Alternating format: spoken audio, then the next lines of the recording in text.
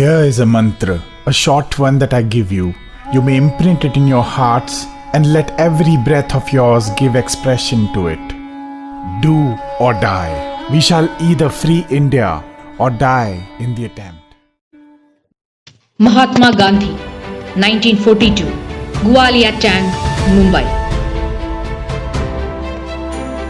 These words swept across India, gushing like fire and awakening its people to call for a rising. Hundreds of men and women marched on the streets, shouting the slogan, Bharat Chodo or Quit India. In Patna, 7 young students carrying the national flag stride towards the Secretariat building, shot for wild and tear gases deployed as they tried to hoist the flag on it. One by one, all the 7 youths were killed mercilessly in the firing.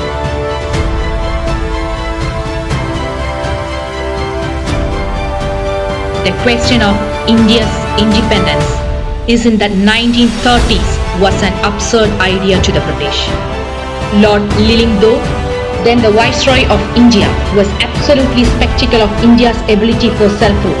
On the contrary, Indians were becoming exceeding discontent with the influence of British in Indian politics.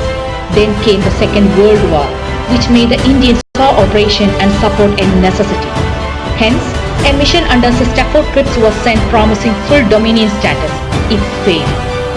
The Quit India resolution was passed by the All India Congress Committee in 1942, calling for all Indias to rise up in rebellion against the British. Within hours of call, most of the Congress leaders, including Mahatma Gandhi, were arrested and then an insurrection took place. India became engulfed in a civil rebellion. Mobs tore up railway tracks, toppled telegraph towers and torched police stations. Policemen and British officials were dragged from the home to the street, beaten and killed. Labor strikes paralyzed the entire British supply and major cities were crushed with bomb blast. The British retaliated by deploying 57 battalion troops. But even though the control over the strategic areas were maintained, the mobs of villagers and peasants of the countryside used guerrilla with crude weapons to tackle the suppression. The movement was eventually crushed, but the magnitude and duration of the rebellion until 1945 broke the spirit of British Empire. More than 700 were killed in the uprisal. The control over British in India prior to this moment was very strong.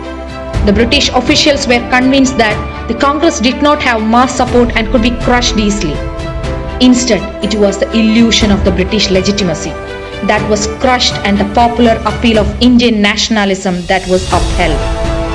Never before have this nation of millions seen such a solidarity that brought its citizens of different religions and languages together under one roof and one goal. An excellent demonstration of nationalism by the Indians shook the British Empire at its core.